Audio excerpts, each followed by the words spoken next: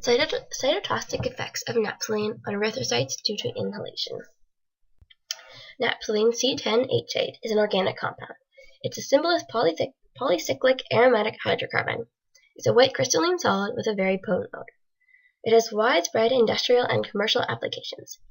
Naphthalene can be found environmentally as a constituent of coal tar, crude oil, and cigarette smoke. Thus, it is a widespread environmental contaminant due to its generation as a combustion byproduct. Other sources are urban pollution, and it is also used in chemical manufacturing as a chemical intermediate for many commercial products ranging from pesticides to plastics, and it is the main ingredient of traditional mothballs. Most exposure occurs from chronic inhalation, dermal contact, or ingestion through the food chain. You can get low doses of exposure through the outdoor air. You can also be exposed from breathing it in from a factory release, or if you work where mothball repellents, coal tar products, dyes, or inks are produced. Exposure can also happen from breathing smoke from burning wood, tobacco, coal, or natural gas. Exposure to large amounts may damage or destroy red blood cells. Humans, in particular children, have developed hemolytic anemia, and it is also a possible carcinogenic to humans. Absorption. Naphthalene is the simplest polycyclic aromatic hydrocarbon. It's composed of two fused benzene rings and has a log PUW of 3.3. Therefore, it is hydrophobic and is within the drug-like range.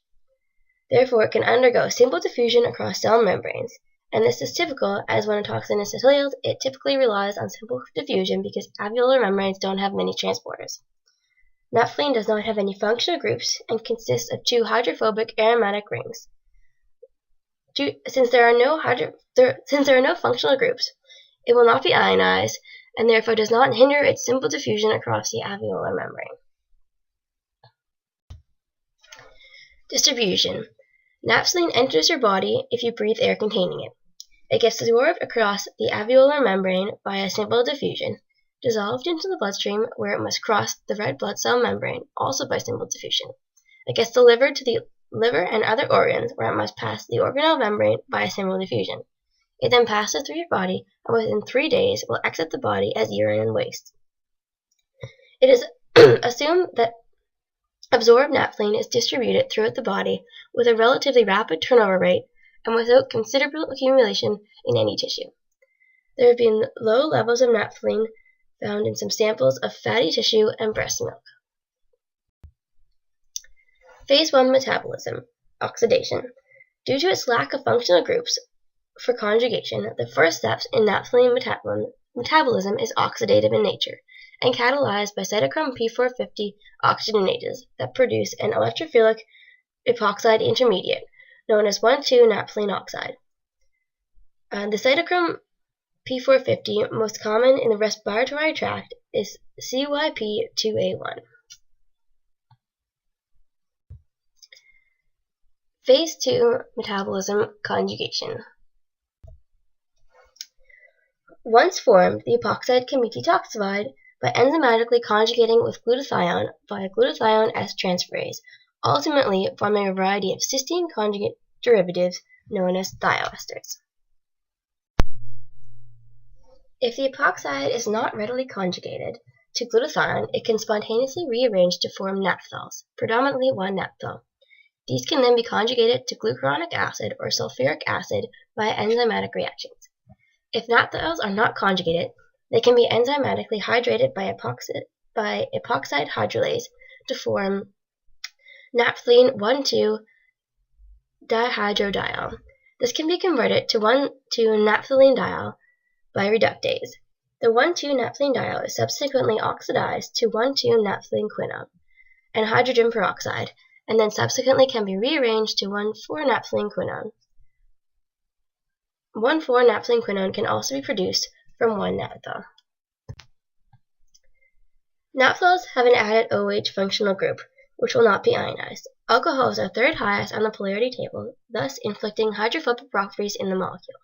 However, the overall very hydrophobic benzene rings allow it to still simply diffuse across membranes. 1,2-naphthalquinone and 1,4-naphthalquinone have introduced two ketone groups onto the benzene ring. Ketones rank lower than alcohols on the polarity table. The ketone will also remain unionized, thus not hindering its simple diffusion and it therefore still has slightly hydrophobic characteristics. The ketone functional groups inflict less hydrophilic properties to the molecule than the primary metabolite 1-naphthol. Thus, overall molecules are still hydrophobic and can simply diffuse across membranes.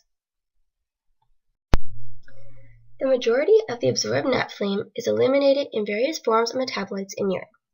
Naphthalene epoxide, known as naphthalene 1,2 oxides, can be detoxified by enzymatically conjugating with glutathione by glutathione S-transferase, ultimately forming a variety of cysteine conjugate derivatives known as thioesters. Thioesters may be further catabolized to premercaptic and mercaptic acids before excretion in the urine or bile. Biliary excretion also has the potential for reabsorption. The biliary excretion goes into the intestine, and intestinal macrophilia convert them to 1-naphthol, which is subject to absorption and recirculation. 1-naphthol is subject to conjugation with glucuronic acid by a glucuronal transferase. The glucuronide conjugate represents a significant urinary metabolite of naphthalene. Naphthalene itself is not a toxin. Its metabolite alpha-naphthol, which has the addition of an OH group, which subsequently gets hydrated by epoxide hydrolase and once again undergoes oxidation to form 1,2-naphthoquinone and hydrogen peroxide, which can spontaneously rearrange to form 1,4-naphthalenequinone. These metabolites are genotoxic and non-genotoxic in nature. 1,2-naphthoquinone and 1,4-naphthalenequinone are the hemolytic agents which then induce cytotoxicity. The target. So naphthalene metabolites are generally thought to be involved in naphthalene-induced hemolytic anemia, but molecular mechanisms specific to naphthalene-induced hemolysis are not clearly understood. One possible mechanism is that metabolites are genotoxins and non-genotoxins. Target is an important metabolic enzyme such as glutathione S-transferase, which would then otherwise catalyze the conjugation to naphthalene metabolites. They are also capable of binding to macromolecules including DNA, which would inflict damage to the cell. Proposed mechanism of toxicity. So first, naphthalene gets inhaled. It is then metabolized and oxidized by cytochrome P450s in the lung to its metabolites known as 1,2-naphthalequinone and 1,4-naphthalequinone.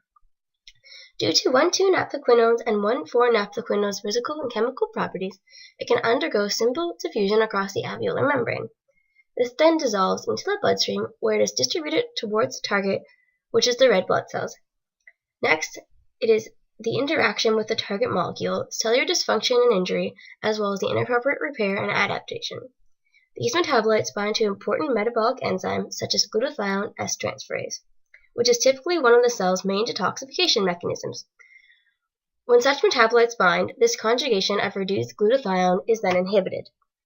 Humans with a deficiency in G6PD, an inherited genetic mutation, already have a reduction in reduced glutathione, as G6PD cannot generate NADH, which is needed to generate reduced glutathione.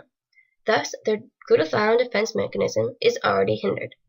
Naphthalene metabolites and G6PD deficiency result in a reduction in one of the cell's detoxification systems. Thus, the balance of ROS species inside the red blood cell and the glutathione detoxification is skewed.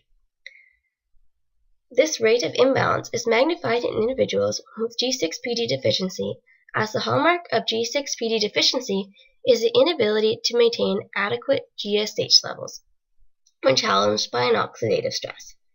The metabolites of 1-naphthol, known as 1,2-naphthalequinone and 1,4-naphthalequinone, depleted the glutathione conjugation detoxification system. The reduction in glutathione conjugation results in oxidative stress from the buildup of naphthalene metabolites and ROS species present inside the red blood cell. This ultimately leads to hemolytic anemia. This buildup of metabolites and ROS species may have two effects inside the cell. One, the ROS species may induce lipid peroxidation. Red blood cells are already under a lot of stress, and thus it would not take a great force to disrupt the red blood cell membrane. On the other hand, the ROS species are capable of causing DNA adducts, which would ultimately lead to the induction of a signal cascade.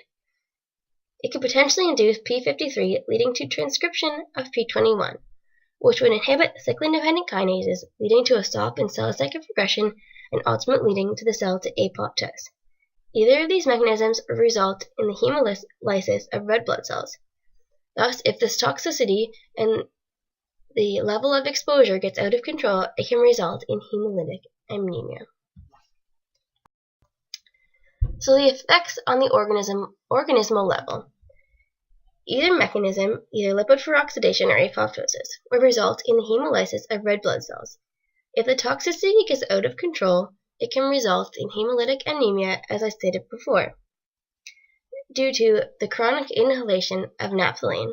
The chronic inhalation of naphthalene can also result in respiratory tract irritation. A direct effect of hemolytic anemia is dark urine in some individuals. One method of treatment is to perform blood transfusion on the infected individual. References.